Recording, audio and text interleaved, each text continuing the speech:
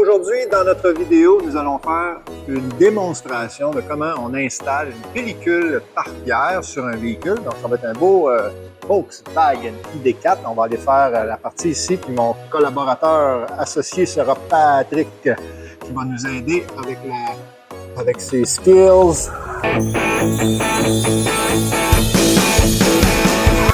C'est bon ça, une démonstration de comment on installe du pare-pierre sur une voiture.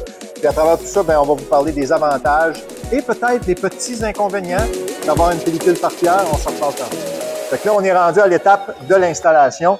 Le véhicule, il y a déjà 15 000 km, la ID4, donc c'est sûr qu'il y a des imperfections dans la peinture. Puis d'ailleurs, je vous dirais que les zones sur les véhicules, une des zones du moins la plus vulnérable que vous devriez prioriser pour la protection, c'est les pare-chocs, c'est frontal, les morceaux sont frontales. Donc à quelques endroits sur cette peinture-là, on va stopper l'hémorragie dans le fond. Puis mais là, on va poser le pare-pierre. Donc on va vous montrer comment ça se fait. On voit Patrick qui commence à déliner. Là, on a mis ça sur un board comme ça parce que le pare-pierre a été coupé à l'ordinateur. C'est une découpe numérique.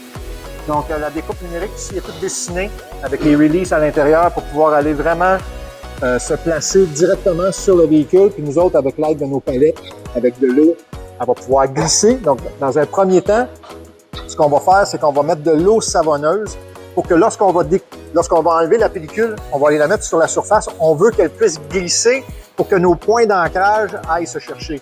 Donc la pellicule a été faite légèrement, a été découpée légèrement plus restreinte. Pourquoi? Plus petite.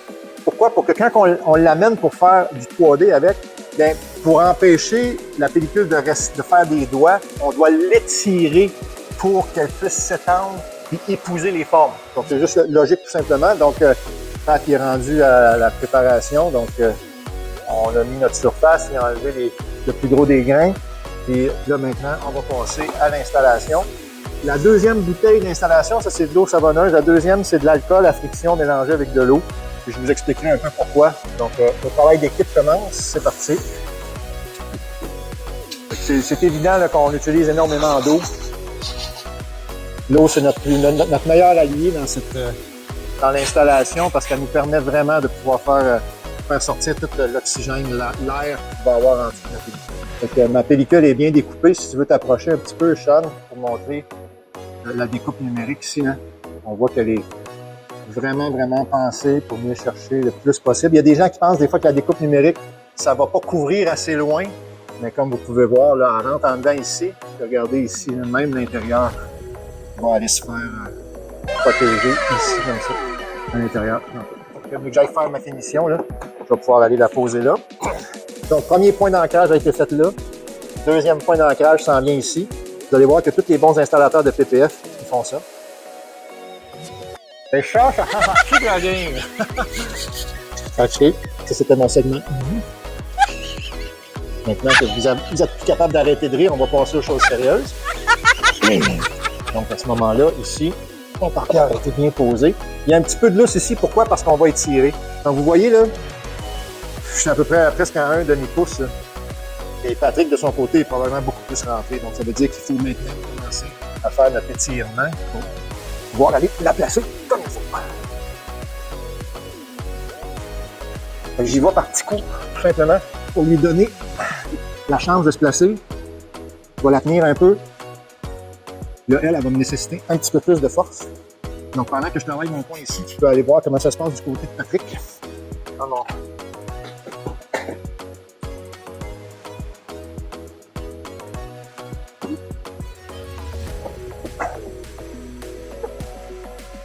Donc, j'ai réussi à amener ma pellicule ici.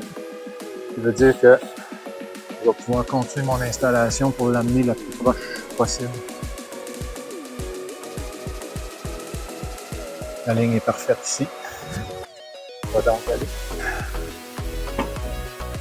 étendre, poser. Et voilà. La pellicule monte jusqu'en haut ici pour bien couvrir, bien protéger. Donc, on passe en accéléré maintenant parce que je ne veux pas vous faire attendre tout ce temps-là pour voir le résultat final. Donc, regardez ça, comment est-ce qu'on est vite pour travailler.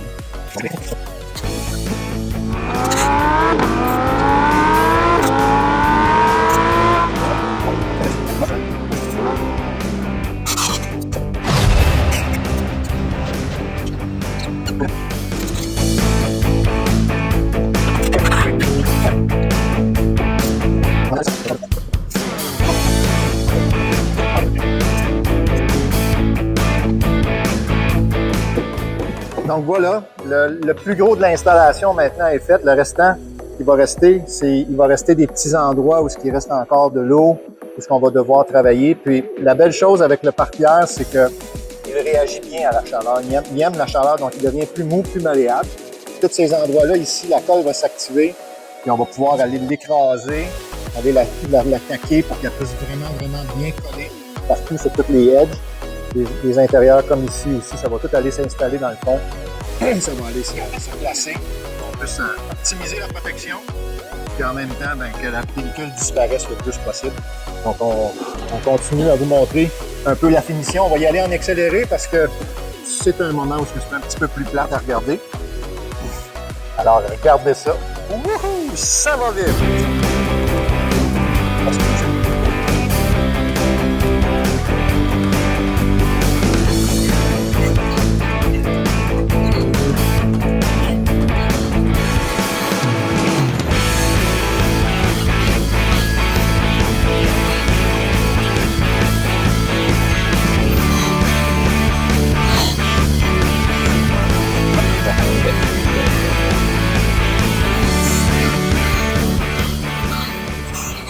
Donc, l'avantage d'une pellicule pare-pierre, pendant que je fais ma finition, je peux bien vous en parler. Les avantages, ils sont nombreux parce que dans le fond, la pellicule a été conçue spécifiquement pour être plus molle, pour être en mesure de pouvoir absorber les impacts et les débris de la route. Donc, ça veut dire qu'il n'existe pas sur le marché présentement aucune protection pour la peinture qui soit plus efficace qu'une pellicule pare-pierre. Ça n'existe tout simplement pas. C'est la grosse différence avec un anneau céramique. Souvent, on nous demande, est-ce qu'un anneau céramique ça fait le travail pour ce qui est des impacts de roche? Bien, impossible de venir faire aussi bien qu'une pellicule pare-pierre parce que c'est sa raison d'être. On peut mettre un enduit nano-céramique par-dessus la pellicule, par-dessus une peinture pour l'aider pour son hydrophobie, pour l'aisance de nettoyage, pour un lustre impeccable. Mais 8 millièmes d'épaisseur de polyuréthane mou pour absorber les impacts, il n'y a rien de mieux pour votre peinture de véhicule, pour garder votre véhicule beau sur le long terme. Maintenant, je vous parle des désavantages d'un pare-pierre. Le seul et unique désavantage d'un pare-pierre, c'est qu'il est mou. Donc, voici quelque chose que la majorité des gens, peut-être, ne tiennent pas compte. Étant donné que la pellicule est molle, d'un point de vue plus technique, si on veut, ça veut dire que la pellicule va forcément avoir des micropores. C'est ce qui fait en sorte que sa surface est capable de bouger pour absorber l'énergie d'un impact. Mais là, quand ce véhicule-là va rouler 30 degrés Celsius durant l'été, qu'on a hâte de revoir d'ailleurs l'été, bien là, les micropores, ils vont prendre de l'expansion. Là, le véhicule va rouler à 110, 120 sur l'autoroute, puis là, il va passer dans un nuage de pollen. Bien, la contamination de pollen, c'est plus petit qu'un micropore. Donc, qu'est-ce qui va arriver? Elle va aller s'agglutiner dans le micropore. Elle va rouler à travers un nuage de fumes de diesel d'un camion. Qu'est-ce que ça va faire? Ça va rentrer dans les micropores de la pellicule. Qu'est-ce qui arrive le soir quand on parque le véhicule dehors et que le soleil descend, la fraîcheur arrive, le micropore se referme. Et là, il a emprisonné avec lui peut-être du verdâtre, du jaunâtre, grisâtre, noir. Donc, ça, c'est l'aspect de la pellicule où c'est nécessaire de l'entretenir. Il faut laver sa voiture régulièrement. On ne peut pas s'en passer. Un lavage régulier, c'est ce qui va permettre de garder votre véhicule beau le plus longtemps possible. Puis ça exclut pas le lavage de la pellicule. Et après que la pellicule a été lavée, bien, il faut absolument mettre quelque chose pour sceller le micropore. Donc, on met un anneau céramique formidable. On a la barrière protectrice pour que quand elle prend un peu d'expansion, on bloque l'accès au micropore. Si on n'a pas mis un anneau céramique, on peut également mettre une petite cire céramique. Un cire en spray, un detail spray, un detailer, peu importe ce que vous voulez. Quelque chose de liquide qui ne fait pas de pâte blanche va venir emprisonner ou si on veut boucher le trou du micropore pour l'aisance d'entretien puis aussi empêcher la pellicule de changer de couleur. Seul et unique désavantage du pare-pierre. Donc voilà, c'était une démonstration de comment est-ce qu'on installe un pare-pierre. Saviez-vous qu'on peut en mettre sur des phares pour les empêcher de jaunir, blanchir puis perdre des lumens à travers les années?